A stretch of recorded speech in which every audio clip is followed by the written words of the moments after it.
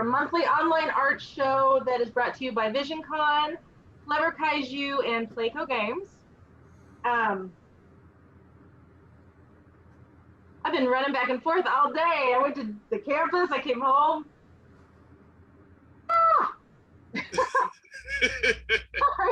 It has been a crazy weekend for her, everybody. It has been a crazy weekend. Drink and Draw was awesome. And we're on day 2 of virtual VisionCon Live.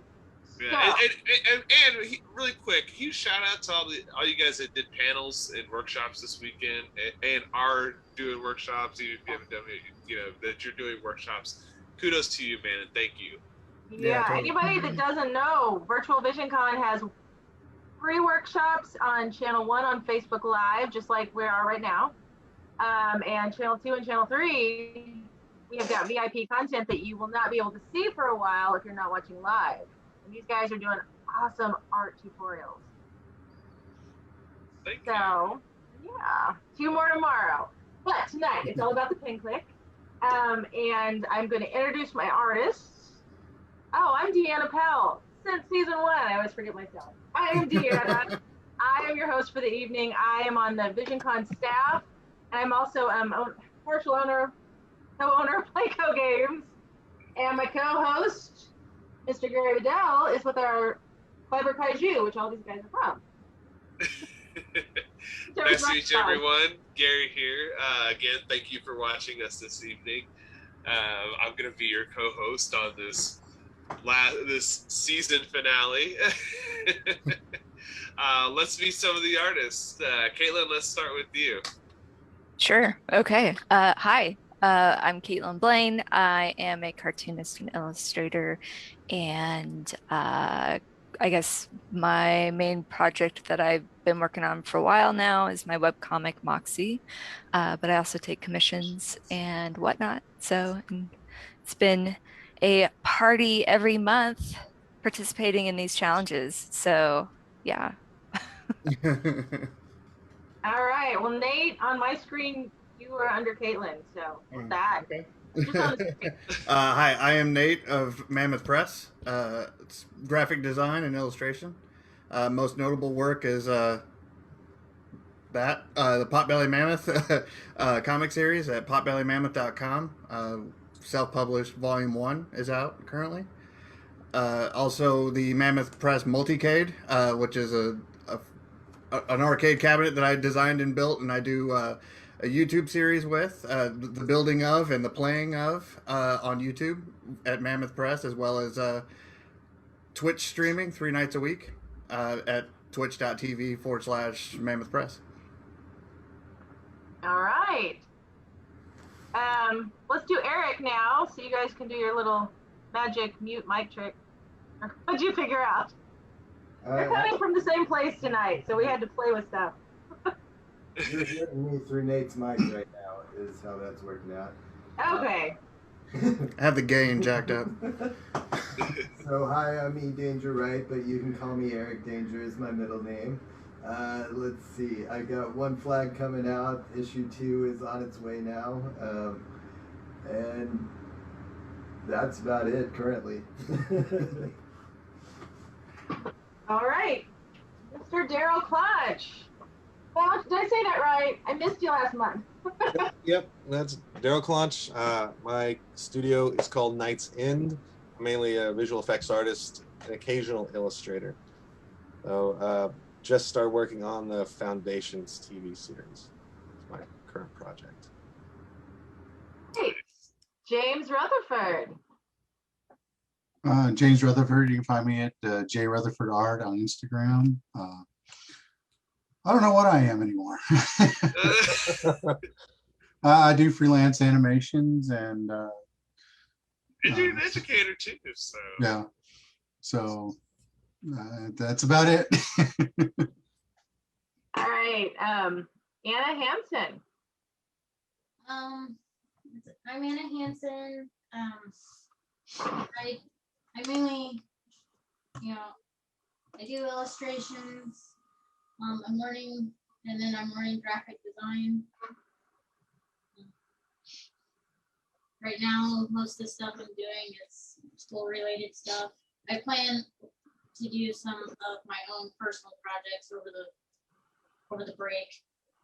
Before I end up with partial work. All right, and last but not least, Isaac Crawford finally made it to the pin clip. Yeah, this is my first time. Noob. Yeah, I'm Isaac Crawford. You can find me at Ike Comics. That's IKE Comics on Facebook, Instagram, ikecomics.com, and I make comic books, obviously, and with all the comics reference there. And let's see. I self-publish mostly, so you can actually read my comics on my website. You can download them and read them for free. Awesome. Hell of a guy.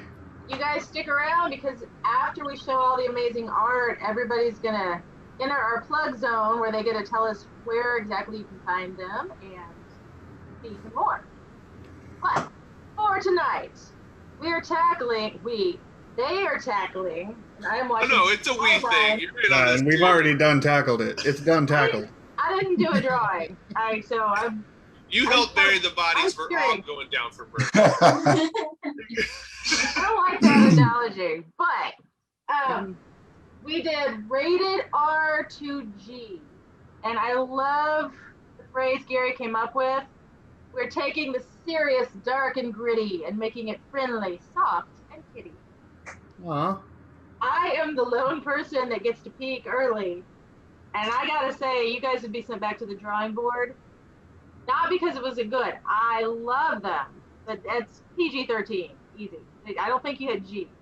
Because the undertones and some of these graphics. Yeah. Yeah. Kids are a lot older than they used to be these days. Like,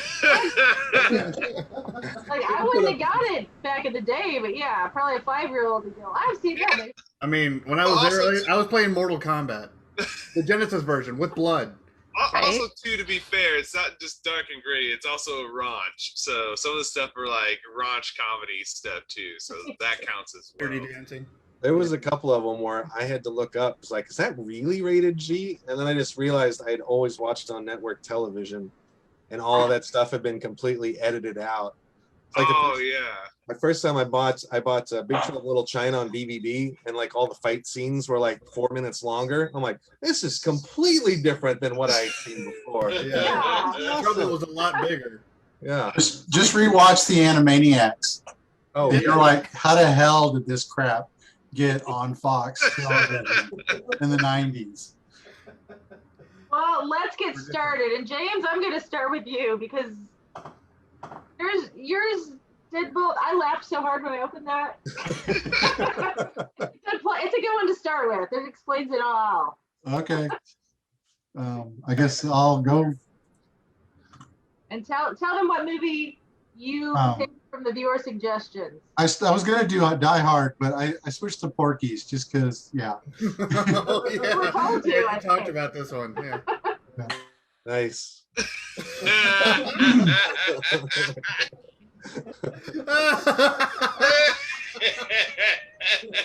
Oh, and it's even on a kid's book. That's clever. Yeah. Oh my god. Dig it. Did you guys see the binder? Yeah, that's awesome. Oh, nice. Yes. Oh wow! No, I didn't even notice that. I actually just took. Oh my god, dude, that's genius. Oh my god, you totally just won the internet with this.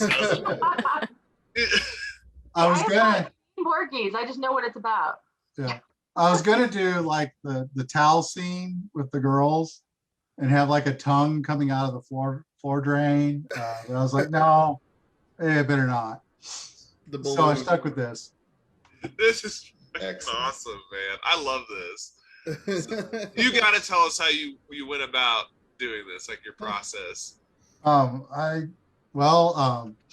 always a fan of the parodies on Little Golden Books. They're all over the internet if you've seen them, and I've always wanted an excuse to make one. And my favorite one is with what is it? Pulp Fiction with Samuel Jackson, and he's like, "Say what again? I dare you." Yeah. And it's all done in that Little Golden Book style. So I was like, you don't get any more kiddie or G-rated in these books. And I had a bunch of these as a kid, and I read the hell out of them. Same here. Yeah. And so I was like, this is a good excuse to do this. This was very clever. Yeah. Yeah. So I kind of looked at the characters as like Porky. He's got to be a pig just because. Yeah. Okay. Oh yeah. I mean, even in the Identify with movie, that. he's got a pig representing him, and his bar. Okay. And then of course Pee-wee being kind of the next main character in there, we got to put him in there. And I was like, well, how do we represent Pee-wee? So he's a little pervert. So I was like, okay. So I just took some iconic imagery from the movie and threw it in the binder area. And then just thought about some of the scenes and just tried to incorporate them into something like this. And then, through a grunge texture, did some paint, paintbrush strokes in there.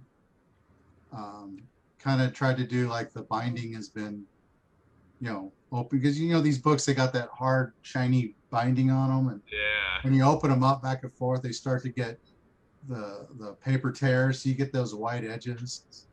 Dude, I actually thought you just grabbed like an actual book off of and then superimposed on. Well, Yeah, there's a lot of same thing. other tricks that I've done where to make it look real. There's a lot of other drop shadows Amazing.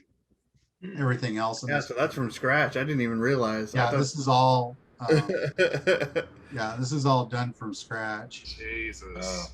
So there's all my layers. Yeah, that's clever, man. I actually thought you superimposed your artwork onto a book, and then No, it's all. Yeah, it's all in there. yeah, well done, man. Yeah, dude. All the layers. So yeah. Yeah, future and counterfeit golden books. Yeah, my favorite part was when I realized the balloon. I noticed the balloon. Oh yeah, Yeah, I wanted to give it something that you had to look at it a little bit harder on some of it. that was pretty obvious. Now, some of it's in your face, but some of it's kind of, like the binding. Most people aren't going to pay attention to that, but it's all stuff. In the movie, Pee-wee's got his ruler he uses in the morning. We got of course, the condom wrappers, the basketballs, and the jock straps, and all of them have some sort of symbology in the movie as far as different events that happen.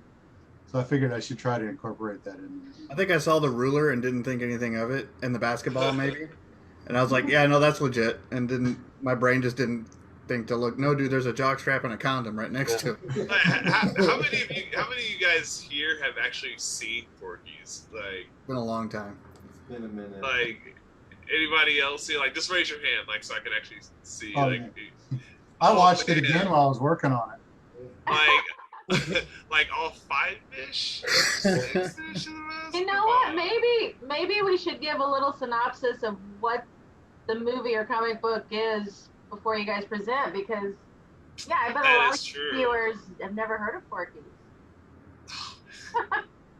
But this sums You it know, up. and did you guys see the title at the top? Yeah. Yeah. Like- So it's like I tried to give credit to the director in some little way. The quick synopsis is Porky's is a 1981 teen sex comedy film written and directed by Bob Clark about the escapades of teenagers in 1954 fictional Angel Beach High School in Florida. There you go. Word. Impressive you found a font. I assume, is that a font that looks like the Golden Book font? It's close. It was the Yeah. closest I could find that I didn't have to pay like $100 for. Well, and I mean, I kind of did the same thing where I was like, I've looked for fonts that match other book fonts before, and it's a pain. So yeah, it was really impressive once I realized that that was all custom for this. Yeah, and the Porky's, I kind of went, you know, it's close to the original movie letters, but again, it was a font that I found that was close enough, and I was torn between two fonts, and I liked this one the best, so that's what I went with. That's good. That's So. awesome. That's super awesome. Deanna, will you say something really quick? I think something happened with your sound. Oh, yeah, can you hear me? Okay, yeah, you're good now. Earlier you had said something and I couldn't hear it, but sorry about that. That's all No, I right. think this is amazing, man. And again, Yeah. I couldn't believe it's from scratch, dude. That blows my mind. We should have done this one last. Now it's like, who the I know, right? Yeah, you set the bar.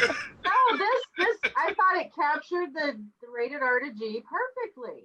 It Yeah. does. It's perfect. Yeah, and anybody watching, keep watching. They're all like this. No, the condom balloon is pushing it though. That's like G and What, the cigar isn't, or the jock strap? No. Well, I mean, Back in the Golden Book time, I think cigars would have been. Yeah, I was gonna say Yeah, the cigars everywhere in kids stuff back then. yeah. Oh yeah. And what do you mean? I thought somebody just blew the balloon up wrong. What's funny is that it kept perfect shape and then tied it. So Yeah. what is keeping It's got all the? those metal rings in there. Yeah. It's like a hot air Yeah, balloon. it's a cartoon. We've got cartoon logic. If you start poking No, it, no, yeah. That's no, Your the it- brain will it break if you can. start trying to break down cartoon logic. At Like face James value. was saying. yeah, we're done if you're going to try to pick a cartoon logic. Just funny he called out the shape of the balloon and not the anthropomorphic pig standing there. Oh, that's normal. And they all smoke. We know this. This is fact. Yeah. Well, how about now we move on to Walking Dead, the comic? I believe that was Caitlin. Yeah. Let me pull that up. I was also very inspired by the idea of trying to make a children's book kind of cover, but I'm a little blown away by the whole take the little golden book spying, so I didn't think about that. I dig it. Oh, And again, you know, my nephew would read this like, oh, look at the blood. So yeah, it looked a lot more rated G before I added in the blood layer. How it always has. Then slippery it slope. probably, started to blur the lines a little bit to PG. no, but that's okay. That's totally okay. That's Doesn't red have me dirt. smiling, so it's That's If it okay. red really dirt they were bothered playing. you, Right, yeah. just do what the comic code always made them do. So it was like the blood was either like black or blue or some off color, so it was okay. No. Yeah. It's not a human. It's not an actual person that was the victim, so it's okay. Like a robot or a He zombie. was already Yeah, Yeah, that's why there's so many robot foot soldiers in the Ninja Turtle series. that's exactly why. Yeah. They're not So- people. So the zombie's smiling because it's we gotta keep it G. So and it's for kids, so we gotta teach them Z is for something. Z is for zombie.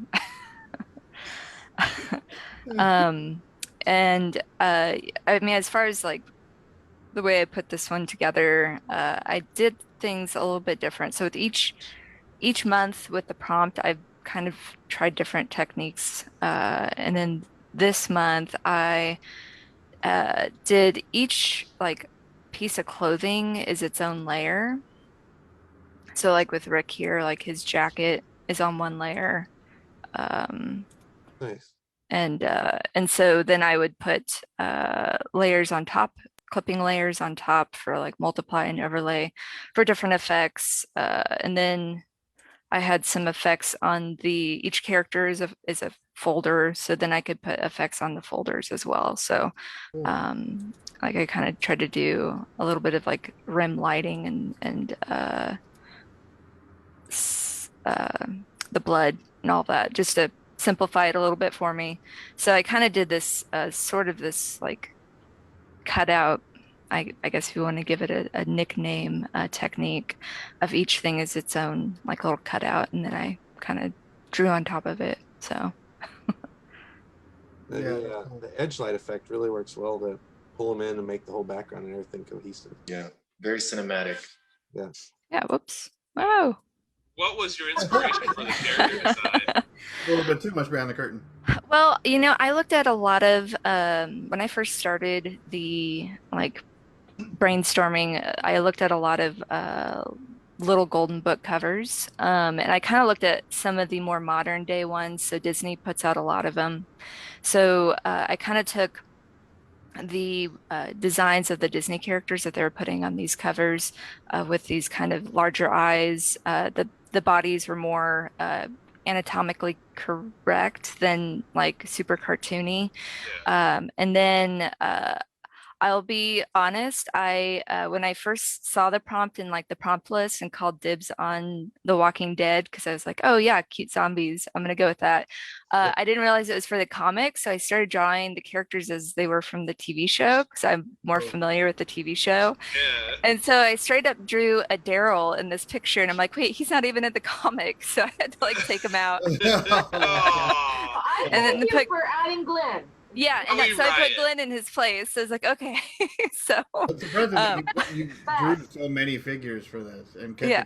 it like So yeah, so I kind of used a lot of the Golden Book for inspiration with it, and then I kept, of course, the background kind of simple.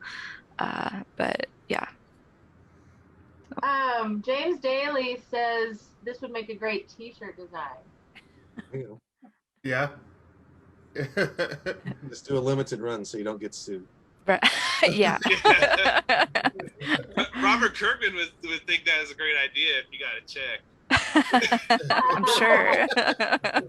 Maybe you could change walking to another word that's The toddling Scrolling.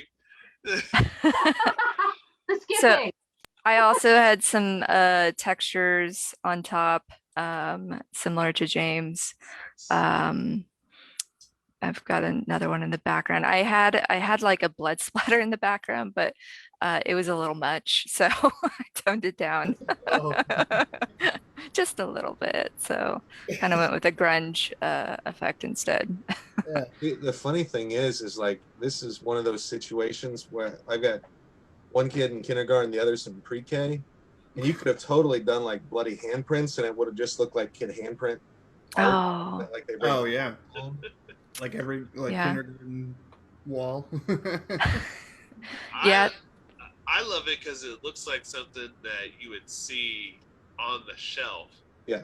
It Like, does, yeah. Seriously, like it's same with James's cover. I mean, it's something you would see on the shelf, and I would buy this. Same with James's cover. If these were books, I'd buy them. Yeah. Straight up. They do look... I mean, the style is down, even down to like the types of brushes that you used. Like, it's like you have it down. It's a really good looking stuff there. Well, thanks. Yeah, and I purposely did go with like a softer brush with this illustration piece too, just because I know the Golden Book covers, so many of those illustrations on the covers are very soft and kid-friendly looking. Well, and they're doing kind of slightly more grown up titles right now. Like they've got a Star Trek series and then a Star Wars series and then all the Marvel stuff, and it's definitely this style. So I wouldn't have even thought twice if I'd seen it on the shelf. Yeah. Yeah, definitely. Yeah, well, you know, if they ever want to make a kid's book of Walking Dead, I volunteer to illustrate it. Very reasonable. I also like that you are messing with textures here. If I'm not mistaken, it's like textures seem to be like the big thing with this piece. Am I mistaken there, or is that something that you were purposely? Well, yeah, definitely. Like with the brush, the brush I was using is a textured brush, and then the textures on top that I overlaid at the end. Yeah, for sure. Yeah, I contemplated doing like a cell style cartoon version that you could see like on, you know, Fox TV or whatever. But I really wanted to go with more of this softer kids book illustration. Like if that Michonne was a toy, I would buy it. Like seriously, man. Yeah. You don't have to tell Kirkman about that one. Yeah.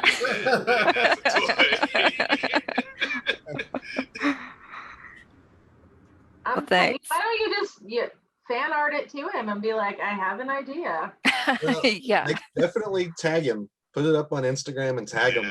I've seen that stuff work out more than once. Well, okay. I mean, David Frizzell got his relationship with Cousin It, the original actor, Felix. He just took him fan art. He's like, hey, I drew this. I wanted you to have it. And it was at Lebanon Con like 4 or 5 years ago. And like right there in front of me, I took a picture of them working out like a business deal right then and there. Oh, nice. Did a lot of work for him since. And that's really cool. Great relationship. Yeah. Nice. Well, there you go. There you go. You know, I could actually see you like this could get you work, like the stuff that you've been showing on here. Like you could get a gig with Scholastic, like doing this stuff easily, like no bullshit. Like, well, and I mean, you could. That's kind of like in a simplified form. These are like artist briefs. Each of these assignments, it's like what you would get from a publisher. So you're showing, hey, I can, and what? I mean, we have like 2 weeks to do these. So not only can we do something with guidelines, but you're doing it, you know, in a time frame and hitting a deadline in a specific style. I mean, those are all good selling points, you know, as far as hireability. Yeah. That's what we've covered in discussions already with the Pen Clique in general. Like, hey, here's what you need to do. This is what's expected. Here are your guidelines. Here's your due date. Go. Yeah. When you can consistently deliver like this, yeah, absolutely. Yeah. Yeah. These have been fantastic challenges. I'll say that much for sure. Yeah. And just the kind of, Gary, what you're saying earlier, how there isn't any consequences with what we do with these. Like we can play around as much as we want. Like it's our own sandbox. So it's been fun experimenting with different styles and techniques and just all sorts of fun things. Yeah. So cool. Thanks, guys. Great stuff. Yeah, that's something I've been witness to so far this season is seeing you guys comment on each other's stuff or say something you like, and then when you explain it, I do see some of you picking up different things, and that could just be from trying new things. I don't know, or it could be the 𝗏𝗏𝗏 magic where you're teaching each other. Yeah, I could definitely see some inspiration from different projects being kind of thrown into other people's. Oh yeah. Well, I see everyone else's work and it's like, man, I got to step it up Exactly. like every month. I have the same color palette. I need to change it up. Yeah. Okay. Well, Gary, how about you next? Okay, cool. I guess I'm gonna go now. Yeah, you are. One that Yes. you realized was rated R. Right? What's that? I said you brought us the one that people didn't realize was rated R. Yes, I did. I did Revenge of the Nerds. Yeah, I didn't realize that. Yeah. No clue. So I don't know how many of you guys have actually seen Revenge of the Nerds. Show of hands here. Like on the. Okay, great. I was I was like, man, I don't know if this is like an old guy movie or not, but No. I think it is an old people movie. It's whenever you get into admitting that you've watched the TV versions of like Revenge 5 or whatever. That's Yeah. oh man, oh, we're not gonna talk about those. We're trying to have a good time here, Derek. But as you guys know, this is the end scene where they beat the Alpha Betas in the talent show, and I wanted to do it live. I kind of had like the little spine there. It's not as detailed as James's, though. That was brilliant again, by the way. But I always treated like it was inside the book itself, and I did Lamar's first line of the song. Well, everybody knows it who's seen the movie. With this, I used a 3B sketch brush, so I did all my characters with like, I tried not to use contours, almost just like blocks of color. awesome. 𝗏𝗏𝗏𝗏. I love that because he's got like huge teeth up front. Yeah. I love the mid-mood walk head thrust. Right, yeah. Yeah. I did like Lewis and Gilbert and Booger and I like that I can hear the violin solo right now. But like you know, like Kayla was talking about, I was just like, okay, I can only use this brush for this whole illustration because it had to have a certain look. It looked a certain way in my head, and it had to look that way on canvas. So I went through brush after brush until I found this one, and I was like, yeah, this is the one. And I just started drawing it, and so I roughed it out. Let's see.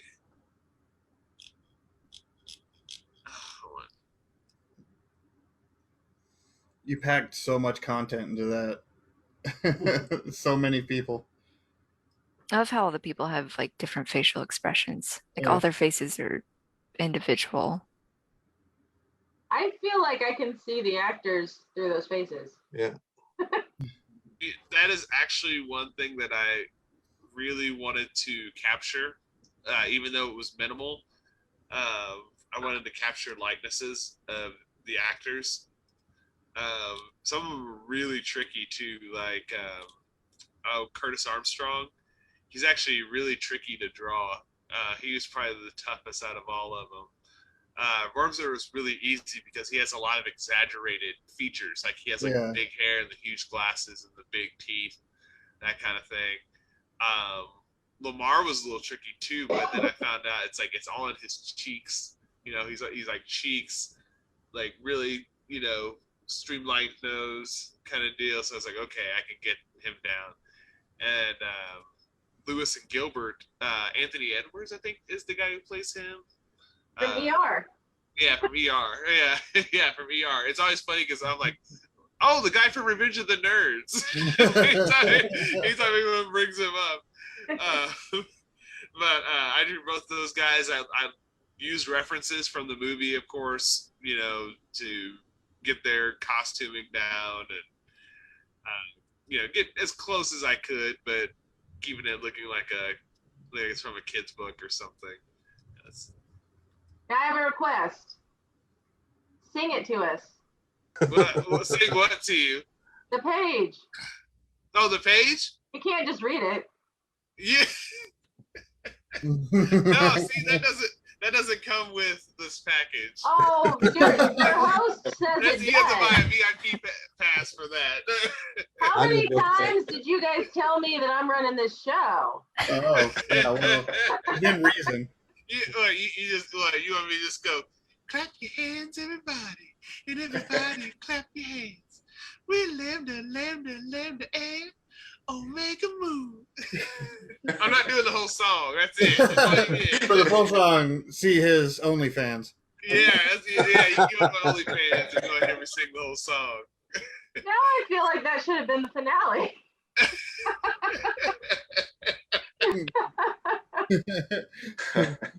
I don't know if you guys have any questions or anything. I like the. I might have missed the note that to turn it into like kids books, like books, children's Oh books. no, it could be anything. It's It just seems- I was like, I'm I want sensing a to look like theme it's that I missed the boat on, but I like Yeah, me I like too. how the background is like no. like, It's not. It can look like an animation. It can look like it's from a kid's book. It doesn't matter as long as it looks like a kid's intellectual property. You That's all guys have just been around each other too long, and you're starting to think alike. Probably. I like the brushed blue background. Like that's very traditional, like old school. I had so many books like that when I was a kid. Like they were just like windows of color, you know. Yeah. That was fun. You nailed it. Yeah. It's very colorful, but you have a palette there. Like it's, you know, you kept it in a certain range. Yeah. Did I you didn't have want to go something too far out. You know. 'Cause that's expensive. Too much. You picked this scene. Like, why was it this one? Is the only appropriate scene in the movie that can translate? Well, it's iconic for one. Yeah. Two, it has a lot of the cool characters in it, you know, who were like the big stars of the movies. Because my original plan, I was gonna do different bits, like different mini scenes, like when they're doing the Olympian Games, where they're doing like the burping contest and like the Trojan horse thing and like that whole event. I was gonna have to do that, and I was like, no, I gotta do the concert. The concert's too iconic. I can't, you know, not do that, because then everyone's gonna be like, why did you do the concert? Yeah, so instead, everybody's asking me for every other scene. Or the liquid heat and the jockstrap would have been a good one too. You did what? Gary, I know that with your previous works, you've always focused a lot on lighting and like setting up your lighting. Did you like have any of that in your mind whenever you're envisioning this, or how did you did you just play with values to make sure things popped? Yeah, mostly just like to guide the eye here. And I also noticed in the movie they just use spotlights on the characters. So I was like, okay, I'm just gonna make simple little patches of light that look like spotlights. And that was it, because like even with the hair, like if you look at some of the hair where the lighting is, you know, it's kind of just, you know, it's all over the place. It's kind of fake almost, because you have some there and there, and then here and here, where that would actually be all lit. Actually, it's kind of minimal, honestly. In my honest opinion. Yeah, but doesn't that fit really well with the style you were doing? Like, this does remind me of an old Golden book a lot. Mm-hmm. Yeah. Yeah, Well. very well done. Can you sing it again? No, and that's why I'm gonna stop screen sharing. Maybe we'll bring it up and all sing it at the end together. It's like Clap your what hands. I'm gonna do is be like, all right, yeah, I'll sing the whole thing, but next year at con, everybody dresses like every character in that scene. No back talk, no Texas backsies. Yes, anyone watching right now, start casting that. Tell us. We'll start dropping off. But I'm not singing the song, so you'll never see it. Hey, I know how to make you. How about we bring up Cory the Seas next? Yeah, he did Tonight, John but Wick. you guys know how to explain it, right? I need to bring this up, don't I? Actually, okay, I have a huge confession to make right here live on Facebook, and the geek world's gonna hate me for it, He peaked. but I don't care. I've never seen John Wick. What? Oh.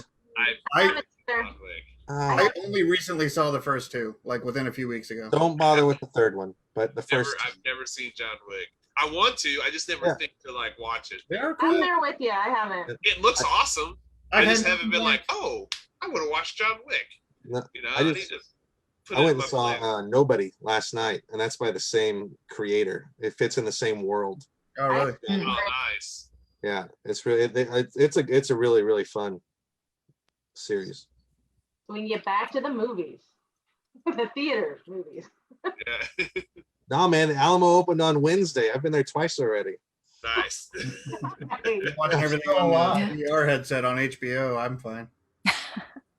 Well, I am Mortal Kombat going was to intense. share Cory the Cs drawing from Let's John Wick. see it. Obviously, that's why we're talking about that. And he couldn't join us tonight. He was at Drink and Draw. I finally got to meet him in person. There we Nice. go. I think. Oh, that's Nice. great. Like Jesus with a handgun. I love that. I think it's John Wick. Feels wasn't like it? it feels like something that came out like right after Beauty and the Beast. Yeah, no, that's what I was saying. It's like a mid-90s Yeah. Yeah. sort of look. That. It's like Beauty and the Beast, John Wick, Quest for Camelot. Yeah. Like they all came out at the same time. Wait, what? No. Yeah, he's got that Disney hero hair. Yeah. His Oh. dog just looks Yeah. like one of them from Oliver and Company. Yeah. God, so Any moment now, they're gonna break out into song. Yeah. Or Disney's gonna kick in the door and what is Gary, your sing the that song. should be Gary, sing the singing song. tonight? Now, does anybody? Did he talk to anybody about this? Do we know any of his process, or do we just get to share it and talk about it? Well, I know that he, Oh no, don't ruin it. he- oh wait, hey. Ah, I'll break your eye. All right. Edit that part out somehow. You're right in the center. No. No, but like based off his other work, he. And by the way, I didn't see anything, which is nice. I was like, no, to avert your eyes. you can see the others behind there though.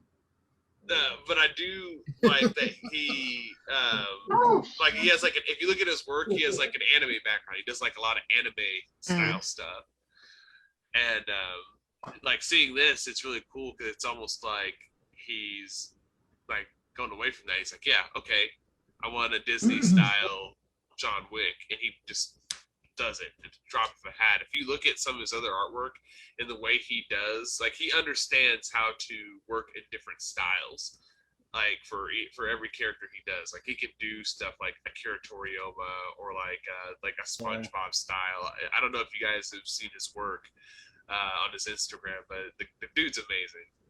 So it's great work, Cory. He looks so similar to, I don't know, the Revenge of Scorpion, the animated movie of Mortal Kombat by Warner Brothers, which his art style for Scorpion was pretty much dead on. Like he could do all the artwork for that whole line of Warner Brother animated movies. Just that, yeah, like he has a very like clean look to his. You could totally see that. What? Right when you guys mentioned Disney hair, all I can see is a Disney movie because like Gaston or Tarzan hair for sure. Yeah, that looks like an animated on-screen look. Love it. Well, I've been sharing everybody's links in the Facebook chat while we as they're talking about their art, and I've shared Cory's right here. He won't be here for the plug zone at the end, but you can find all his stuff here, and if you're watching on YouTube, it will be in the description below. Cool. Yay. Oh, I have to stop sharing. Okay. Minimize your browser. Screen sharing is not good. Okay. That's why you guys usually share your own screens. I totally didn't even think about the shadow behind. So let's look at That's okay. You can only see been a mine. peek of so far. I didn't even look. I was just like, center. Yeah. Yeah, but now That's fine, people dude. that like to cheat are like watching this later and going back. I may try Well, it's to not like they saw enough to be like, I'm good, and walk out. I mean, We saw the thumbnail like, no thanks, then we're in trouble. Oh, maybe they saw just enough to be like, oh, I have to see the rest of that. Maybe oh yeah.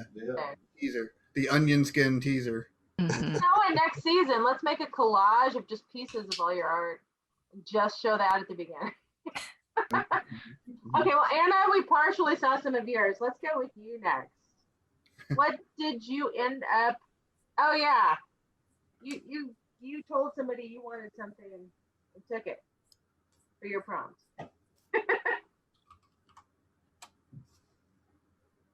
Nice. I like that he actually has hair and he doesn't have a receding hairline. That's great. Oh my god. He's a super soaker.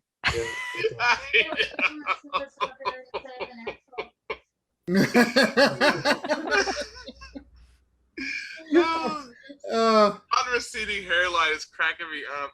I know. The tattoo on the little arm, like yeah. I can see like a total intro for that too. Oh my god. I'm sorry. I looked up to see what his tattoo was. I noticed as I was looking up images of him. He had the tattoo, but I wasn't sure what it was, so I looked it up.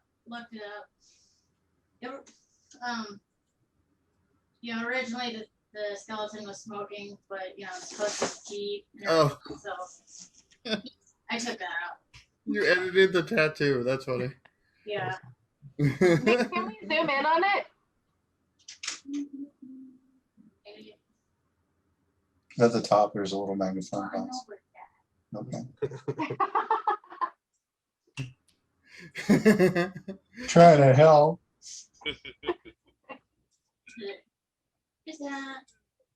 That super soaker is really well translated. Like, look at the detail. Mm-hmm. I used marker on him. I wanted to try and work on the blending a lot more. It's especially when it comes to like the darker stuff, make it a little smoother and everything. There's most of these, there's like 3 different colors. I have like a whole herd of like various markers and stuff. This is just like a fraction of what I use. But yeah.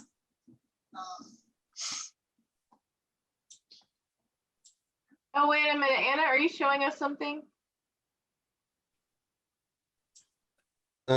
We see it. I see it.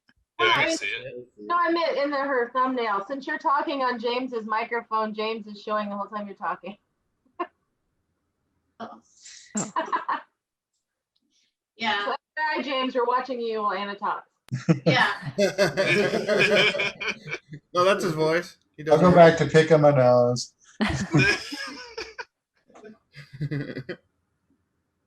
I love all the detail you put into that super soaker. Yeah, the image that I use, there is some guy it was a former NASA engineer, created like a huge version of the super soaker, so that's what I used as a reference. Mm. Nice. Yeah. That's one of the few toys I didn't hold on to. Did you ever consider extending that 𝗖𝗵𝘂𝗍𝗂? You read my mind, Deanna. I know, but yeah, because I mean, I hear the rest of it when I read it. And you could even but you could even say like chicken plucker without it being. Yeah, initially when I thought it was like PG-13, I was gonna have like Mother Trucker, but it's like then I found out it was. Then I realized it was G. I was like, well, I can't do that, so I just went with that. That's true, and that goes back to my point at the beginning. You censored yourself, and you would get the G-rated job. Right. Yeah, You're splitting hairs for your G rating. Yeah, that's probably going to be the thing that goes. This I actually did. I made the building in Illustrator, and then I brought all this in Photoshop and put it all together. Nice. Right on. Nagasaki Tower. Yeah. And the cutest little feet. Yeah. I was really hoping you would draw something kind of chibi-ish for Yeah. this challenge. Teeth. Yep. It's adorable. I feel like he should be on a candy wrapper or something. Yippee-ki-yay, choose. Like Haichu, but better. Right? Look at him, little badass. Yeah, very well done. I like that. And that's exactly, you nailed that style, that progression that we've been talking about, Anna, since you first started, like understanding like what it is that you do and what we can expect from you every time, and you've been nailing it and improving on it every time. So I hope you enjoy doing this because you're good at it. Yeah, I've liked the challenges, and it's it's making me draw things that I wouldn't normally think of doing. So it's been really nice. Just fair warning, the dogs might go nuts. I think the wife came home, so I'm gonna try and mute. A quick question. How large I know you pull this into Photoshop to finish it, but how large do you draw, like traditionally? It kind of depends. This one was on like I don't know if you can see that. Oh, nice. Okay. I was curious what size micron you used for that tattoo. Yeah, it's like on a 9x12. Nice. So yeah, that tattoo is actually really tiny. Nice. Really, really tiny. And yeah, I have a wide variety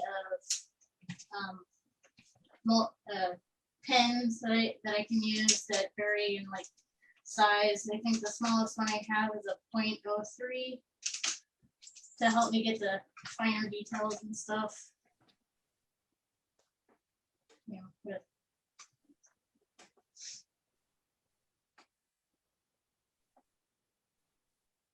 Cool. Yeah, very well done. That.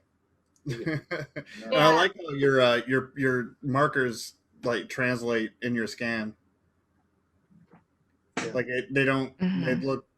They seem to keep the form. Yeah. The textures Yeah. scan really well. Almost looks like watercolor. Yeah. Yeah, it doesn't look bleedy or blotchy or anything. yeah, I think that's one of the things that I think that I use the Copic markers or the alcohol-based markers, and that's usually that's one thing that a lot of people who use those, tend to like about those. They kind of give, you can get that kind of effect with them depending on how you use them.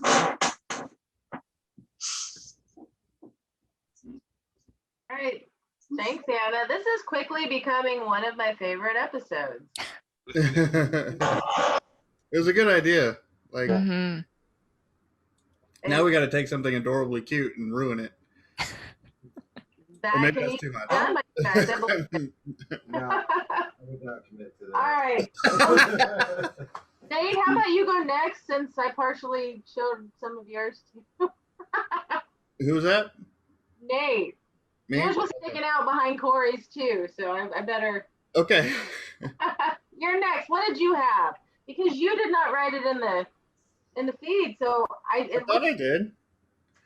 Mine is Akira.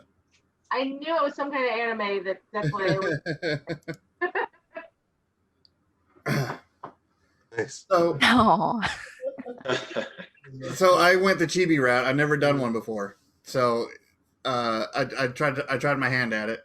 I wanted to do something cute and adorable, and always like, But for those not familiar, Akira is it's an older anime movie.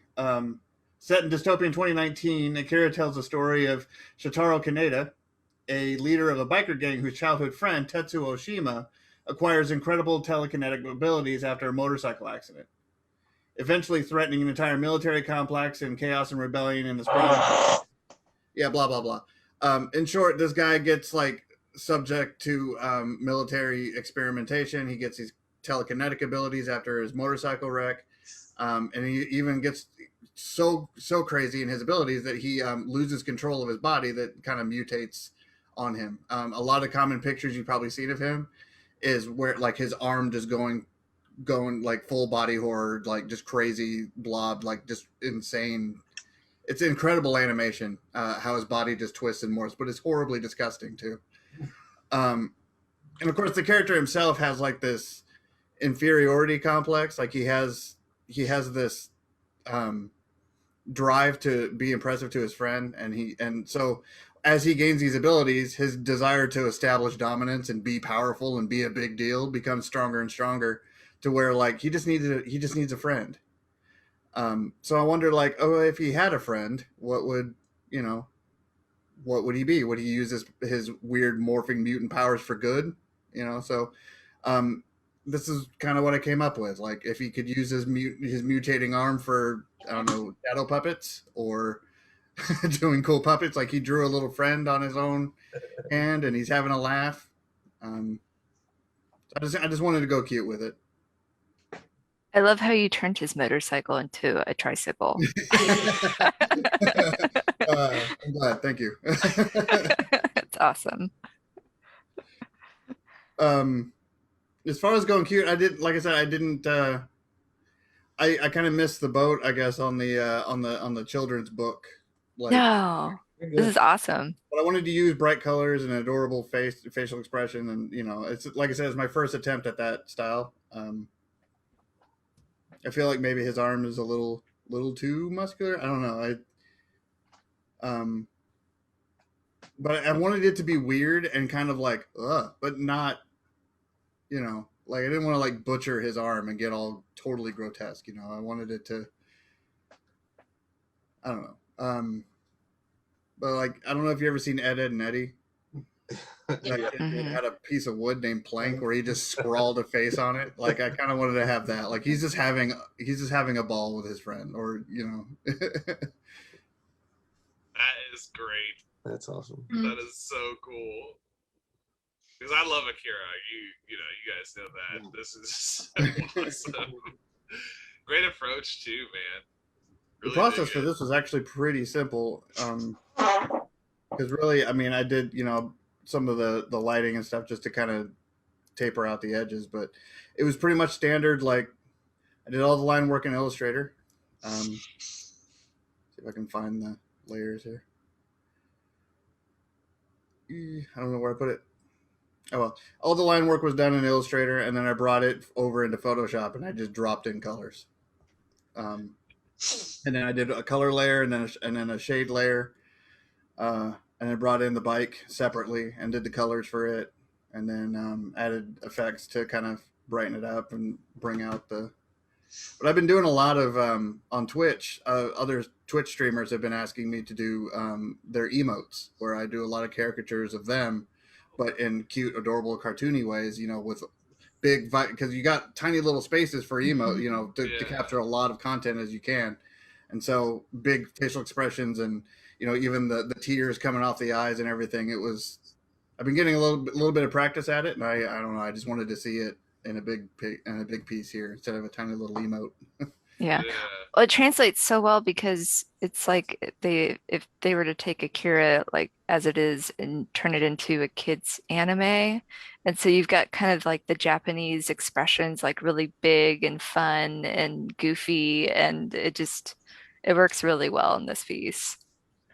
I was hoping like Teen Titans or something. Like, like it would be the newer ones, though, I guess, wouldn't it? Not the older Teen Titans, but the newer ones. No, they did a lot of that in the older ones. Did they really? Okay. Yeah. Yeah, it's like Beast Boy. Right. Well, yeah. Now that one I know. And you're right. I can see that. And his style, I love the cape, like how he grabbed it from a flag and he turned it into like, and it's such an interesting story because you see this guy like just it's tragic and it's horribly sad. He's one of those bad guys that people relate to, and he just spirals out of control. And I don't know, just all he wanted was a friend, just somebody just to recognize him, just validate him. That's like what he stumbles into really isn't his fault, and then Right. he just like, yeah. In the comics, crazier too. Yeah. You know, I apologize, but I was trying to type links, and I think I missed who is his friend here. It looks like a heart he pulled out of somebody's body. It's his hand transformed into a heart. Like he's like doing his own. Oh. Like his little fingers are like at the top of the like he basically like controls the mutation to where he can do like cool like I don't know. I get it. Little cutie things. Yeah, I might have missed the mark translating that, but Oh, I totally got it. I was like, I tried to get the little fingers in there so it looked like it was actually his hand that he, you know. But I guess if you didn't really know, because I mean, when in the movie it goes out of control, but it's like, what if he could control it? He could do really cool shadow puppets for kids. Well, see, no, that's the thing. I don't know anime, and I thought he was ripped somebody's heart out because it sounds like an anime thing to me, holding it up. But that makes sense now with the vein. All connects in my head now. I get it. Good. yeah, this is excellent, man. Good job. Thank you. I'm so impressed by everybody's tonight so far. This is like a treat. This is why I love like not seeing them. Oh yeah, I'm glad The you made quicker, that. most fun ones that I've drawn. Like it just kind of came. Like I have the pencil sketch next to me. I have a whole clipboard of all the pencils for everything we're doing, and I'm like, add that. You're saving them all together? So Yeah, I've got all the pencil sketches on a clipboard over good. here. Smart. Good. Nice. That would be something fun to share on 𝗏𝗏𝗏 maybe on the page or the Discord. That Discord we keep talking about. Yeah. Oh yeah. Discord, baby. Something I love about taking viewer suggestions and letting you guys pick from those is because like if like me as the host, I had to come up with all the suggestions for you. I would never pick an anime because I don't watch them. So I think we get a really good variety by opening it up, and then you guys pick things you like out of that variety, and I learn new stuff. So let's see.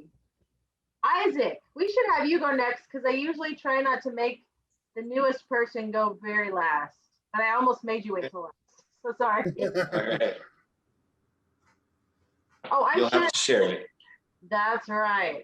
I should. So When be you told me careful. earlier, I was panicking about. Oh, getting- actually, you know what? Just download the image and then just use your picture viewer to show. I need to. That was the thing. Earlier, I should have done that, but I was panicking about getting this. I'm like, sure. Oh yeah. Go ahead while I'm downloading this and tell everybody what you titled it, and they'll laugh like I did. I titled the file Isaac the Predator, and I was just wanting my name on it, and what I did, it's not a self-portrait. And now here in a second, Well. when I share the image, you're gonna laugh even harder. Yeah, right. I did not use photo reference of myself for this pose. Because I don't know you that well, and he's wearing an outfit. Are you guys ready? Yeah. All right. Let's see if I remember how to do this. All right, there we go. Do you see it? Oh my, that's like Rocky Horror. Right. A different kind of predator. Oh, that just twisted it. Oh god, dude, it's like Lord of the Flies ish. Yes, yeah. I was thinking Lord of the Flies and Rocky Horror. Oh my god. You know, a question I have is this maybe their scout leader? I hope not. Oh, yeah, perhaps. Oh. I love that you have all the characters there. You have Oh, all yeah. there, Yeah. dude. Oh, wait. Yeah, can you zoom in on that? Oh, I forgot I'm doing this. I'm sorry. Yeah, it was a lot of fun to draw each person, try to capture something about them. Jessie Ventura's minigun is a tree stump. It's a tree trunk with bubble gum. I see you're using the painterly look on some. Yeah, I did some different stuff.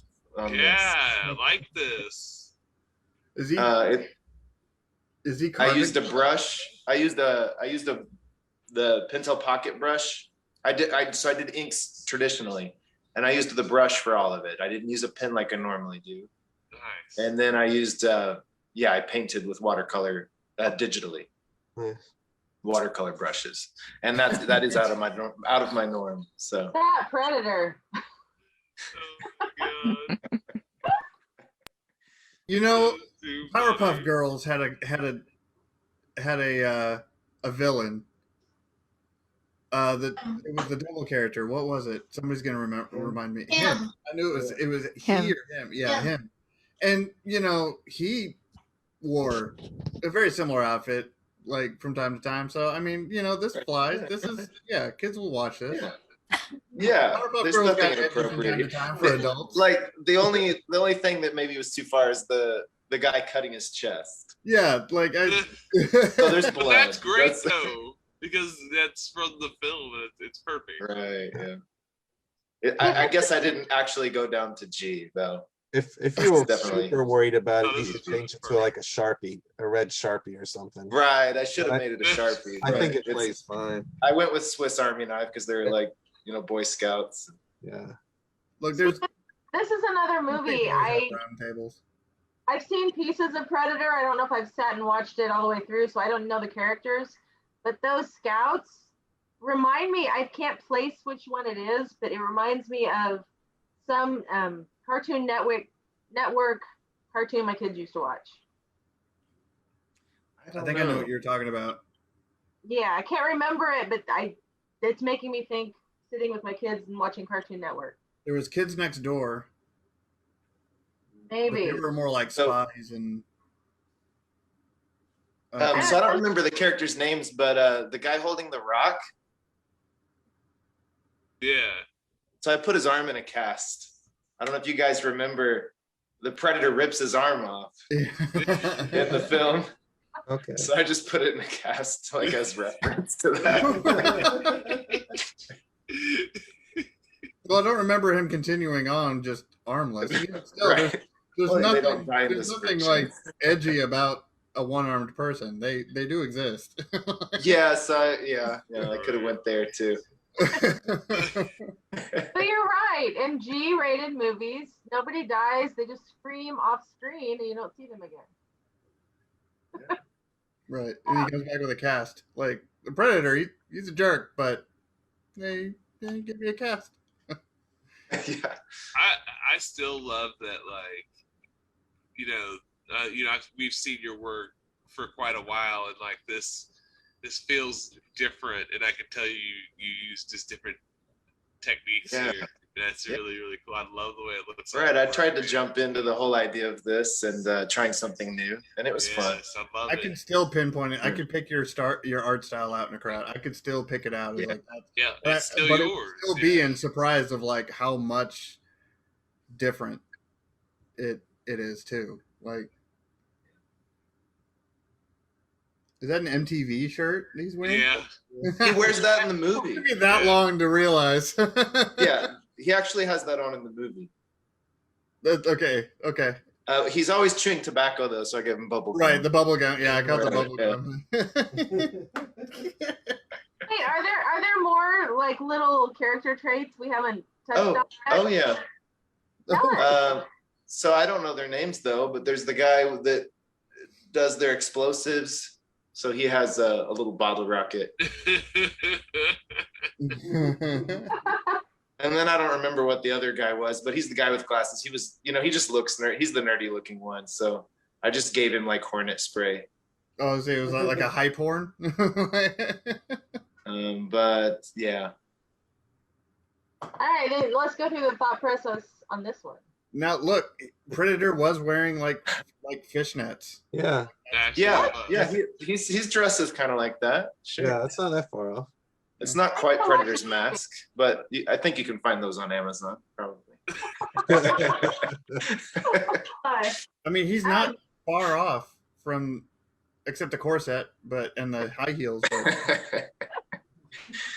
But Right. In the chat, James Daly says, "Look out, Lord of the Flies meets Predator." Yeah. Right. Yeah. Lord of the Fries. Awesome. Yeah. Good first episode for you, Isaac. Yes. We got to get you back more often. We got to find a night free.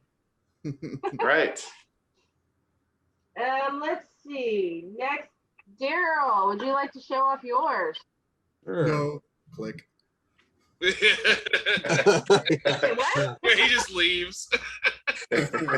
No. What did you have?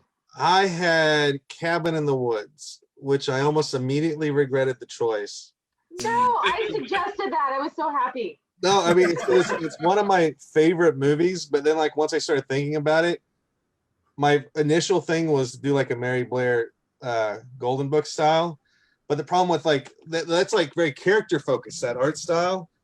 And the problem with the characters in Cabin in the Woods is they're icons. They're like they represent something more than their individual characters. And so I was afraid that would get lost. And so I focused on the cabin. And yeah, it got away from me a little bit. I love it. Let's see. Can we see it too? Damn. Yeah. There we go. Is it going? Just for me. Is it showing? Nice. Wow. Okay, so like I was wanting to originally do it like a Calvin and Hobbes style, but I was doing it pen and ink, like a pen brush, and basically I bought a bunch of stuff at National Art, RIP, and wanted to use it. And I went from going, I'm going to do this like Calvin and Hobbes, to going, man, I can't do anything I want with this pen brush. So it ended up being like way more my own style than any cartoon style. But what it was as a kid, like I was always making my own play sets. So I like out of cardboard boxes, I had the Star Trek Enterprise bridge and engineering and the Ninja Turtles sewer play set. And so I was like, if I was a kid, how would I build the Cabin in the Woods? Which probably as a kid I shouldn't, but yeah, so it's just basically like it's like a dollhouse sitting on top of a laptop box for the yeah, just tried to that the thing is like there's so much in that movie and like everything represents something. And so I was really having to rein myself in on how much I actually included. So instead of drawing every single monster in a cube, I basically had them like as building blocks with the little character icons on the side, each representing a different creature. And then the little girl like would pick a block, and that's the character that would attack depending on what of their icons are in here. It's got like the merman's conch shell, and I've got him over here in the little bowl. She's got set aside a little mermaid fish toy with hair and He-Man arms glued to it. And then the killer unicorn with the ketchup packet impaled on its horn. And Nice it kind of got lost, but just an iPad in here for their viewing screen. The little board of monster names and stuff. And yeah, I was just really trying to rein myself in and not put too much in there and still get stuff done. Rein yourself in. This is insane. Yeah, dude. This is you pulling the reins, man. This really was, because like I was like, man, if I don't find a way to simplify, I am going to be sitting there on pause, drawing every single monster and all that. And so my daughter Persephone posed for this. She's the old one, reaching up at the end of the movie to change stuff. Wow. But yeah. So yeah, it's pen and ink, and it's the brush pen, and then I did the shadows and then some simple color in Photoshop because I was afraid I'd mess it up if I tried to do it. There's so much here. Like now I'm fascinated about this movie because you haven't seen it? Well, Oh, You it's gotta good. go see it. I did not give the intro. Cabin in the Woods is basic. Like the whole point of it is that there's a group of teens going to a cabin in the woods, and bad stuff happens. Wait. Monsters. Say spoiler alert, because you're gonna have to explain. Well, and that's okay. Everything else. Well, that's fine. It's a spoiler. I mean, it's been like 10 years. So if you have Right. Spoiler alert. I know. I missed my window. It's fine. it's on you, but it's basically Just watch it. it's a very polarizing movie. I found that people either hate it or absolutely love it. There's not a lot of in between, but the whole point is like all of these horror movies that we've ever seen, they have the iconic characters. They have the jock, they have the virgin, they have the slut, they have the nerd, and they have the fool. And they all represent something that is being used to keep balances within the earth, within these. Is that the coffee cup bong, by the way? It is a coffee cup bong. Yes, I made sure I was that hoping it was. And so it's like they're in this house and they're being controlled via gas that comes from the vents to act like these iconic characters, and they end up going to the basement like you always do, and depending on which one of the items they pick up, it calls a specific type of monster. So if one of them picked up the snow globe, then the killer snowman comes out. The conch shell calls the merman, unicorn is called, the ballerina is ballerina dentata, a little girl in a ballet outfit with just a face that's just teeth. This is like the puzzle box from Hellraiser. They call it like the pain master or something like in there, but literally every single horror movie monster that you've ever seen is being kept beneath this building to be called up. And as long as everybody dies like they're supposed to, the old one will be kept at bay. Nice. Interesting. I say it seems like a House on Haunted Hill board game kind of scenario. Yeah. Mm-hmm. And so that's the problem. That movie. Everything has so much meaning, and then I was like, oh, it's a fun movie. And I was like, oh no, I have to put so much in there. Dude, I don't think anybody else could have done it. I don't think my attention span. Yeah, that's. I mean, not judging As the anyone else person either. that suggested it, you nailed it. When I saw that dollhouse and started looking, I was so happy. And then when you started explaining, I need to like download this and zoom in and really look at it. What is the fool doing? Is that a unicorn horn? I haven't seen it in a while. Oh no, that's his secret bong it's his bong that folds up to look like a travel coffee mug, and he ends up using it as a that's club what Gary at was one saying. point.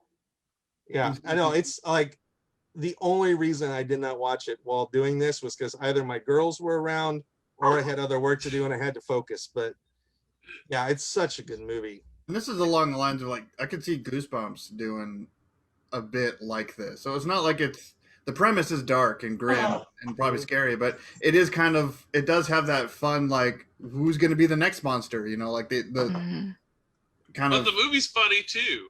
Yeah.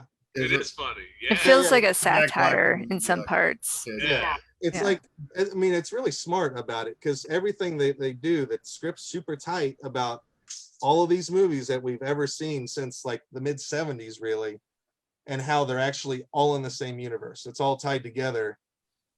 And they kind of explain, like one of this board down here is all of the people in this department, they take bets on what monster is going to be called. And this guy bets on the merman. But there's like, one of them is the angry molesting tree from like the Evil Dead movie. Oh, yeah. That scarred me as a child. That's For sure. Yeah.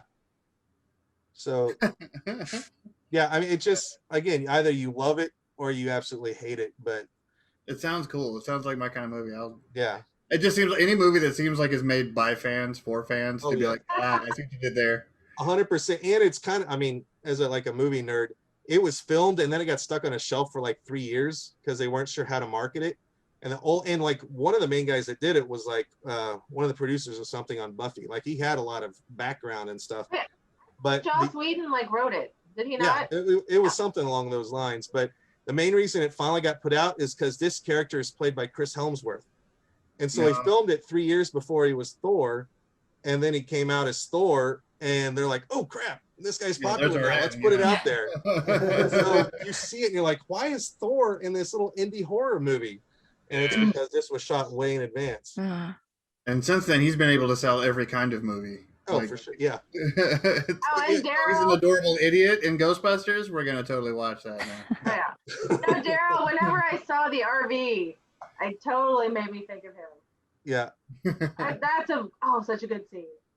I can almost see this as like a puppeted animation, like like girl moving the RV and like the people. It looks so three-dimensional to me, and man, I would pay good money for this place. Yeah, when you said Ninja Turtle sewers, like building and reconstructing and adding other things to it, I'm like, yeah, that's me. Yeah, that's that room right over there. No, and I was afraid that if I drew the characters on top, I'd mess something up. And so I actually drew the characters all separate and then put them in via Photoshop just so I could have them unobstructed. Love it. Love the wallpaper trim too. It's just so subtle. I didn't catch that. Good catch. Yeah. Yep. I don't have my ADD would have kicked in with the wallpaper trim. After that, who knows what I would. God, this is great. God, these have been amazing tonight. Yeah, this is making me want to watch this movie again. And while you were explaining things, I snorted. So good job. I'm pretty sure it's on Prime right now on Amazon. Oh yeah, so. I have the DVD. I was going to say it is always in the cheap bin at Walmart. You can get it for like $3, so just go buy it. And yeah, you'll want to own it after. Just buy it. And honestly, this is one that the first time I just kind of liked it, and the more I watch it, the more I like it. Mm-hmm. Yeah. Well, especially because like after a little bit, you get in it and you're like looking at the monsters at the end, and you realize what each one like you've seen in all those other movies. I haven't seen a whole lot. Like I'm not as well versed. I mean, I'm familiar, but I'm not as well versed as like huge horror buff. So I don't know. I like to go through and pick things out and like, haha, yeah.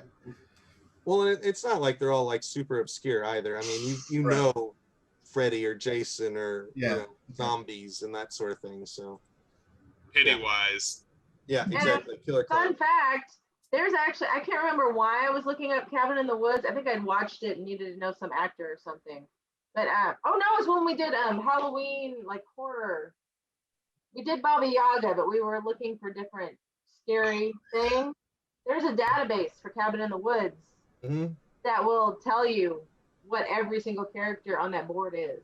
Yeah, no, and I found it because I wanted to make sure I used accurate objects in the basement for whatever monsters I drew. Yeah, I mean that's a fun read if anybody just wants to have some time and is scrolling. Yeah, I'll check that out. Awesome. Oh, Eric, I think you're the only one that hasn't gone. Are you ready? This is the first one I saw, and it's got, the more you look, you see things, and it's adorable, and I love it. And I remember to share my screen. So tell me when you want to zoom in. Oh, wait. He's the last one. We've seen everybody. I was gonna say. Oh no. Did I just bring up the big? There it is. Okay. This is the reason you guys are like, hold on, let me open it up. All right. There you are. Boom. Oh, we didn't say, whoops. No. Yeah. Oh my God. Everybody know. Yes. That's awesome. Dude. Oh my God, yes. Dude, this is, man, oh man, this is awesome. You guys are killing it. It's another one where I can kind of hear the soundtrack playing as you look. So I couldn't think of anything more wholesome than Charlie Brown. So. God. Which the whole art style fought every single one of my tendencies as an artist to try and capture the Charles Schulz simplification. But no, I was super stoked to be working on this project. Dude, I think I just figured out one that got the one that that's the chicken man at the bottom, isn't it? That's Gus, yeah. I couldn't understand the skull, and I just hit me. That's my favorite scene. Sorry, they're popping off. Sorry. This is, and you did this by hand. This is done traditionally, huh? Yeah, I did. Dude, yeah. How big is this? Because man, I kind of want to buy this thing. An 8x11, I think. This thing is so rad, dude. So well done. God, you guys are just slaying it. Oh, you're slaying it. Actually, Eric, you might want to sit in Nate's seat while you're presenting, since you're using his microphone. Okay. Over there. The funny thing is, I can also see like having this at a booth, and you could sell blue crystal covered cupcakes like nobody's business. Wow.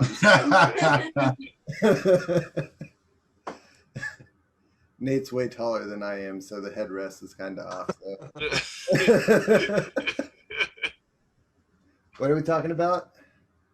In your drawing. Yeah. God, so well done. And like, I like that it has like kind of that yellowing to it too. I don't know if you did that intentionally or it's really neat, but it's like the way it looks On the page itself. Yeah. It might have just come from the scan or scan artifact, but I just like the way it kind of looks. Some of it's from the curves adjustments. Like I just kind of upped the yellow a little bit on this one because the yellow on their hazmat suits was not really separating from the wallpaper very well, so I had to hit some extra yellow in the curves.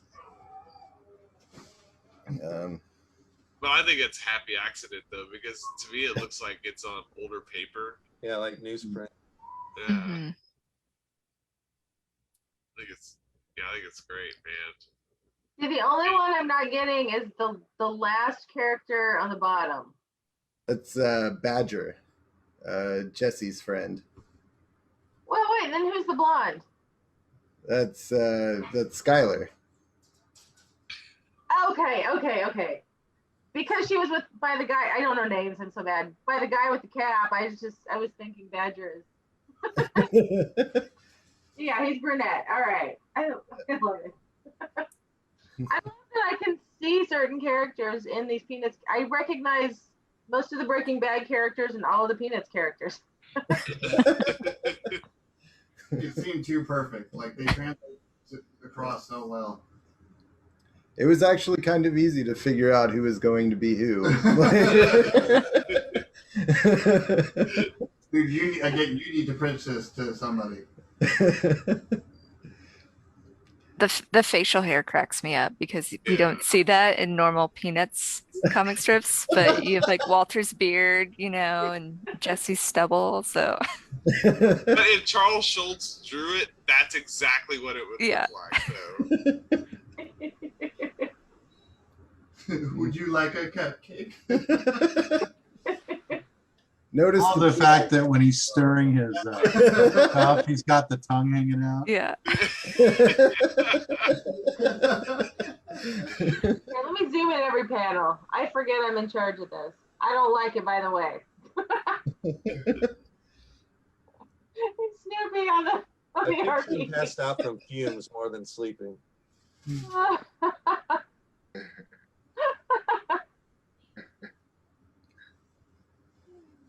Very well done. They're just hanging out on the couch. I assume that's root beer. Yes, I tried to get that in there, but I just could not get all of the words out. That is my favorite scene with Gus. I can't believe I didn't catch that immediately when I saw it. I couldn't get too graphic with it, but it was. I think it's the perfect amount. Yeah. Oh my God, I barely watched. I think I watched like 1.5 episodes of this, and I still caught all of it. Well, spoilers. I'm sorry. Oh, no, you're fine. They make a lot of cupcakes. Yeah, exactly. Yeah. Taste where it Same stands kind of for a bake cupcakes sale. they make here in Missouri. Yeah.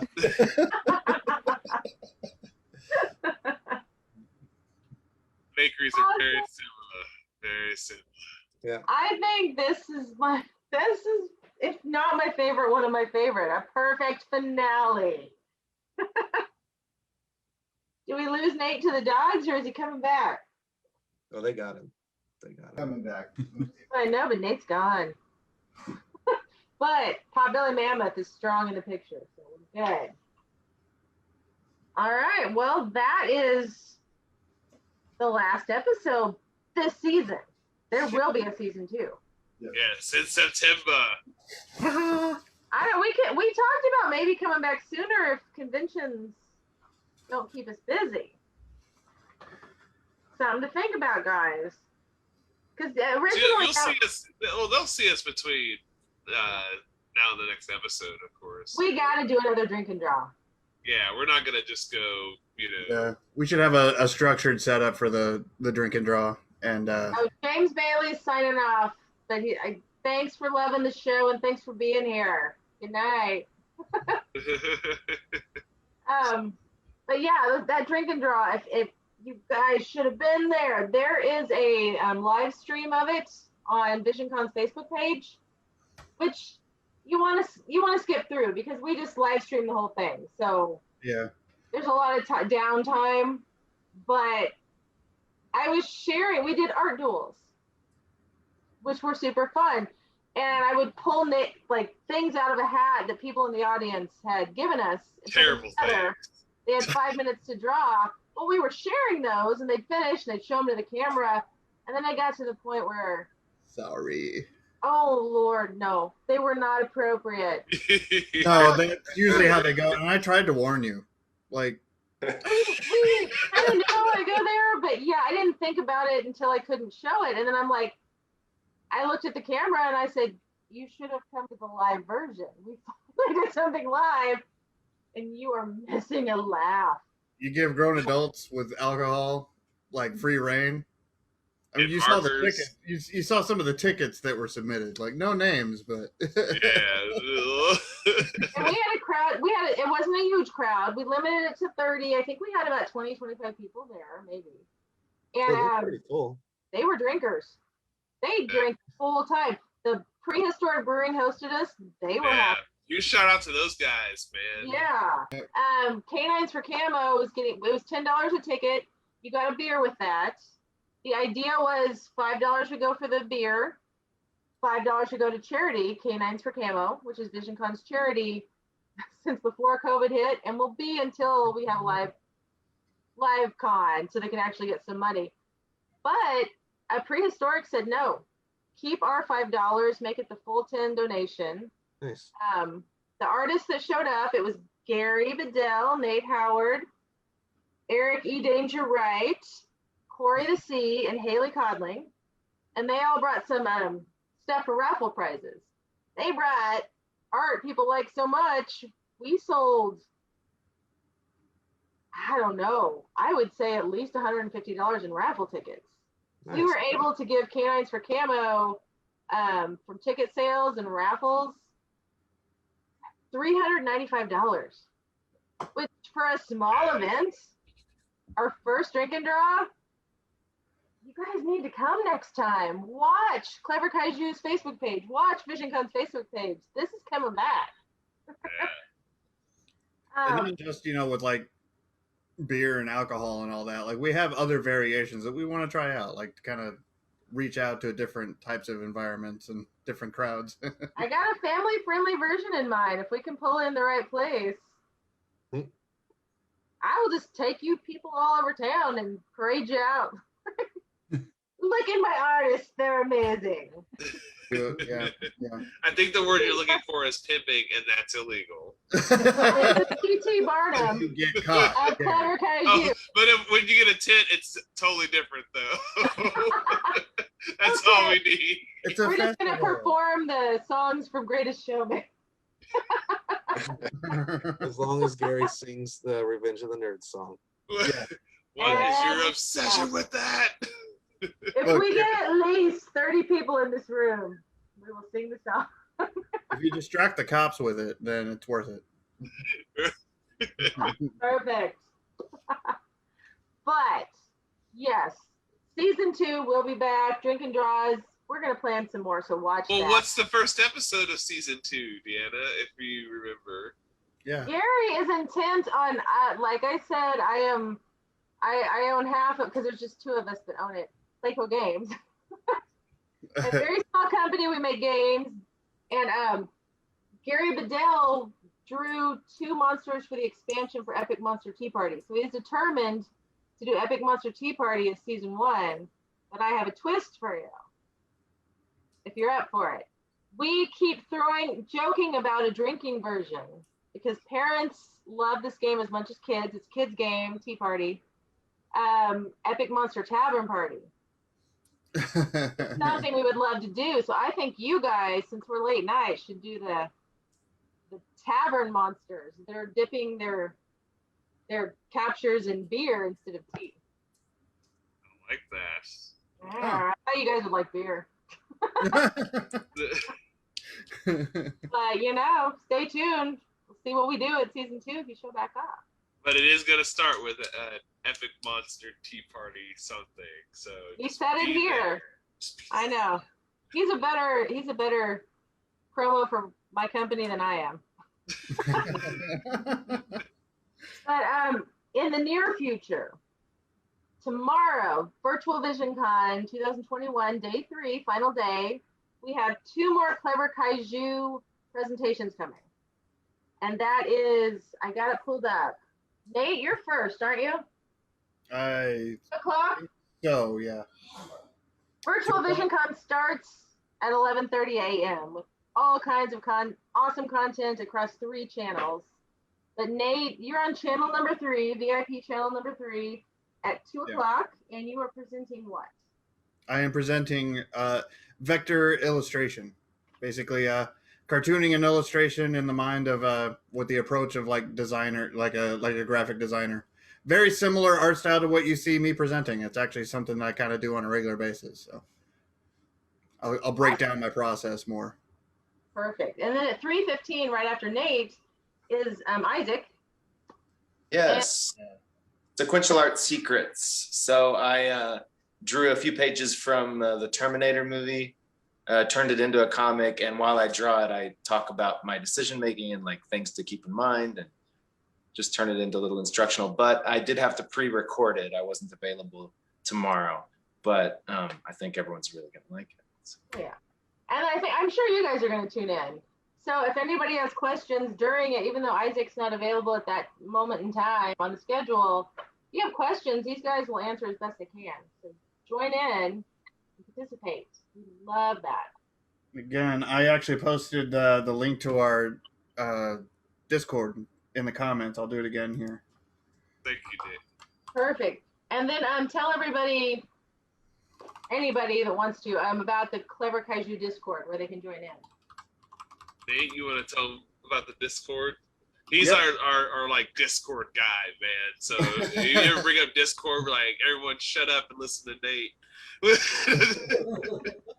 So they, I just put in chat a link to our Discord, which is basically our like communication hub. It's kind of our open forum for just general discussions about anything and everything we've been using it for, but it's very specifically like all of us artists and everyone involved in 𝗏𝗏𝗏 is readily available to answer questions. You could post your own artwork and get some advice, get some feedback, or just be celebrated, because some of us just want people to validate you, and we're totally there for that too. But anything and everything you could ever need as far as an art community is what we're building with 𝗏𝗏𝗏, and it's all under our Discord. Any content that we create for YouTube videos or personal videos or demonstrations, we post through there. It's just kind of like the one-stop 𝗏𝗏𝗏 like artist guild hub. So if you have any questions about anything that we do, either here or if you follow any of our content outside of PenClick, and or if you have any questions, anything you want to talk about, all of us are readily available, either like as a group, or you can directly message us personally. We even have chat in both video and like we basically what you see here, but we have our own chat set up that you can jump into a channel and have a private conversation with anybody, or a public conversation on the spot. Works on all devices, mobile or otherwise. It's an incredibly handy tool for us to kind of keep connected and outreach for more people to be more involved. And it's not that hard to learn, because I cannot work Discord and I'm starting to pick it up. I mean, if you have something you want to post, chances are there's already a little forum on the left-hand side. Just scroll through to see, like, that looks appropriate, and just drop it in. If it's not, we'll just move it. It's no big deal. We're still kind of learning it, but like I said, I do a lot of content creation on YouTube and on Twitch with live streaming, and having just a hub where everything can be brought together in one place and organized well by subject, for everybody to just browse through at their own leisure, be involved in the parts that they want to be involved in, and then learn from the other things that, and just kind of take their time. We think we got it pretty well under control. Like, I think it should be welcoming and hopefully not too overwhelming for anybody to hop in and just start being involved and start conversations. Oh yeah, just start clicking around and learning. I'm getting it, and I'm old, so everybody can pick it up if I can. Well, we have a PenClick specific channel, so if you have anything that you saw here that you want to talk about, ask us questions, or want to be involved in future PenClicks, like, hit us up. All right, now I apologize. I got to check something in the other room real quick. But Gary, can you start the plug zone for me until I get back? Plug zone. Plug zone. This is the part of the plug zone. Oh, this is getting rated R. This is where we're going to talk about what we've got going on, what each of our projects are. I guess I'll go first. You can find me on Instagram under artist Gary Bedell. My website is artistgarybedell.com, and on Facebook you can find me under the same name. You can also get some of my merch there. You can also go to graveyardslaughter.com, where you can get the Graveyard Slaughter comic, or you can get my book One, which is a sketchbook that has a lot of my unpublished work until, well, that came out. And I'm working on sketchbooks 2 and 3. Isaac, you go next. Sure. IkeComics.com, IKE, that's my nickname. You can find my Patreon there, and I have some instructional videos on there and other things like that, that I write-ups and stuff. So there's some good stuff on there, and my comics are all on my website.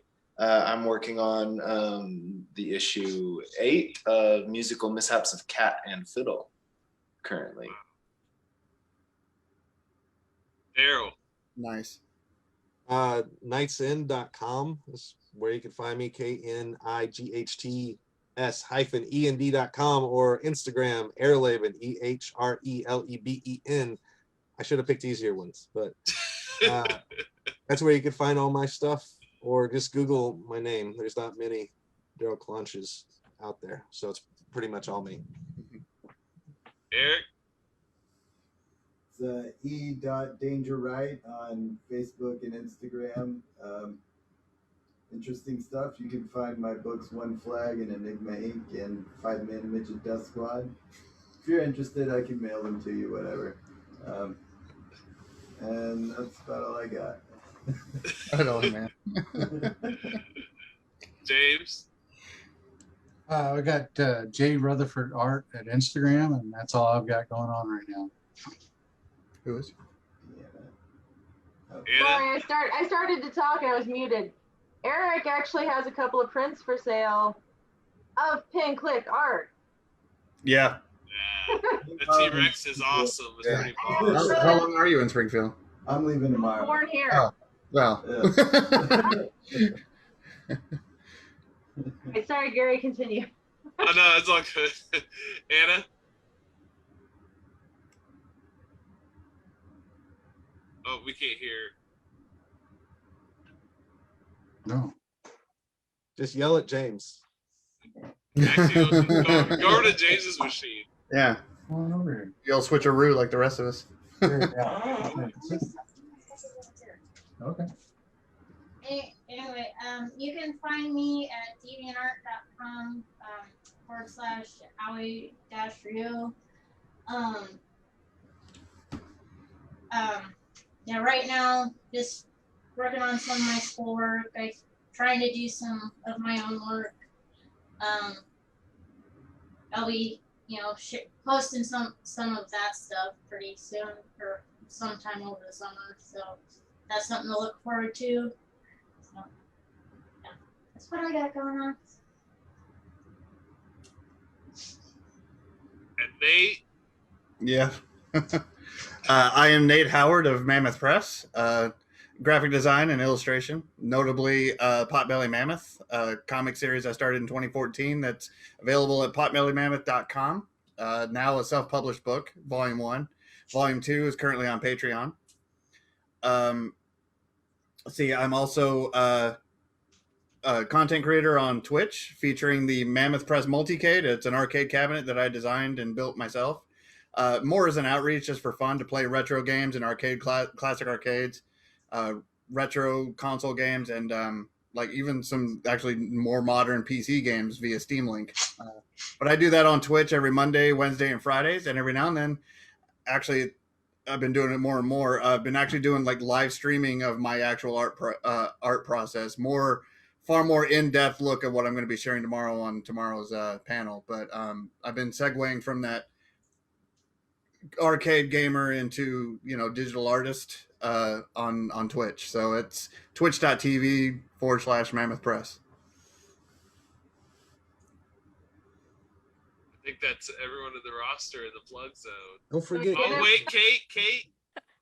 Oh, You have Me. to speak up. You should say something.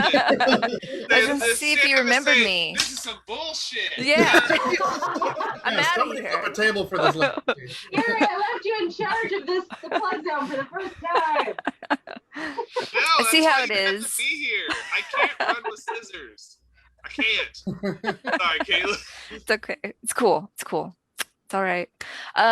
So right now I'm currently working on 𝗏𝗏𝗄𝗏, which is my webcomic, which can be read over at 𝗏𝗏𝗏comic.com. And then I'm most active on my Instagram, which is Caitlin Blaine Art, or over at Twitter, which is Caitlin Blaine 7. And then you can also just visit CaitlinBlaine.com for links to all my social medias. And then I just launched my comic on Webtoons. So if people prefer that as a platform for reading webcomics, you can find 𝗏𝗏𝗄𝗏 over there. And also I am going to plug my newsletter, which you can sign up for over at 𝗏𝗏𝗄𝗏, because this summer I hope to announce launching my first Kickstarter for 𝗏𝗏𝗄𝗏 to get it printed. So stay tuned for that. Awesome. Awesome. And then, of course, I always try to not do this, and Gary's very good at making me. I am with Playco Games. You can do family-friendly games that are in small boxes. But playing under an hour. Like Tea Party players can play 15-20 minutes. With the expansion, 𝗖𝗿𝗄𝗏 drew the monsters for a little longer. www.playcogames.com. We got 3 titles you can love. Maybe another one coming soon. With conventions coming back, we can actually get back into trying a little harder. I miss conventions. We're so close, people. Beyond that, we had today on Virtual Vision Con. If you didn't catch it, you missed, from Clever Kaiju, animation and exploration of 2D animation foundation techniques with James Rutherford, narrative illustration with 𝗏𝗏𝗏𝗏, watercolor tips and tricks with Eric Wright, and then art school in one day with most of you guys. Yeah. A lot of you in that one. Well, a handful of them. My son goes to Kansas City Art Institute, and I can't wait to talk to him. He was watching it here while I was at jury. I came back and he was still watching it, and I can't wait to talk to him about it. I think I heard a lot of Yeah, I was stuff. out running an errand, so I missed it. I know I missed it Jackass. too. Oh, I had it in my headphones as I was driving back. But yeah, people were talking, and I can't wait to watch it again. That's my point, though. You guys can be watching it on VisionCon's YouTube channel.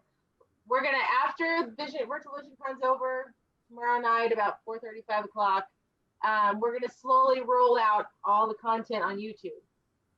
So you can't live chat like you can if you see it live, but you can see some really amazing stuff. Besides the art, we've got a lot of cosplay.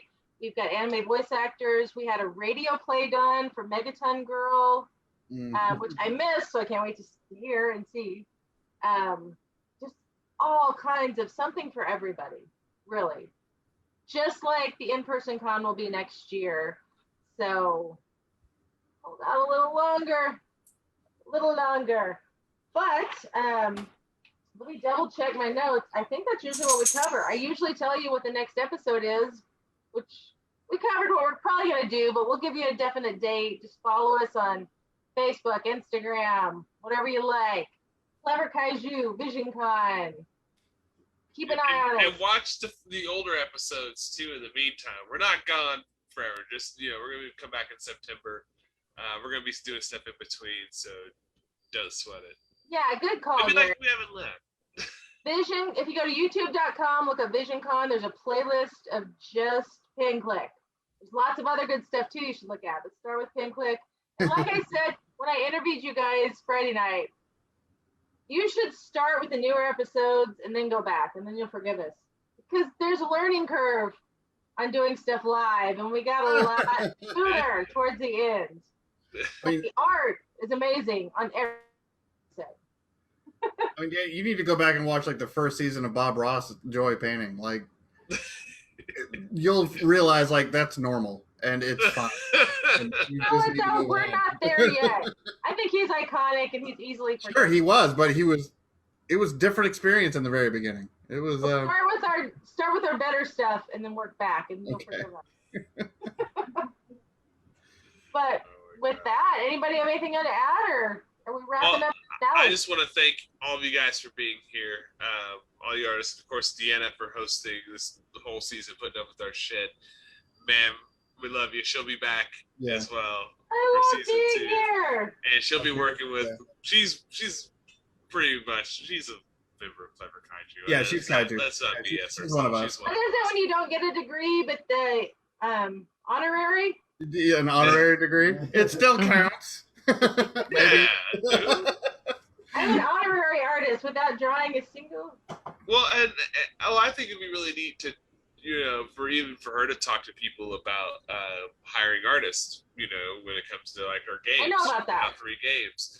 Yeah. So the she business is a side game of it. publisher. Yeah. So I think that'd be really neat to hear somebody talk about that. I know there are other game creators here in town. So like someone like yourself, and then maybe someone like Dave Stanfield and a couple other people could talk about that sometime. Well, hey, they pulled me in the Discord, so if you have a question about that, ask me. Yeah. Yeah. She has resources all around for sure. Yeah, you guys are great for all the hard work you put in, and not just for all of the crew at VisionCon, like being able to keep this what was normally a once a year kind of thing relevant throughout the whole year on a regular basis, and for us to grow and as individuals and as artists, with the brand, the VisionCon, thing just got bigger, and we're really happy to be a part of it. So thank you to you and all of the crew that made this happen. Oh, thanks for helping us keep it alive. And like one of the silver linings of COVID, all the horrible stuff it did, it made us sit at home and get bored and think, what can I do? And this is one of the things that was born. We would have been way too busy, or told ourselves we were way too busy to do this otherwise. So that pause created some beautiful things.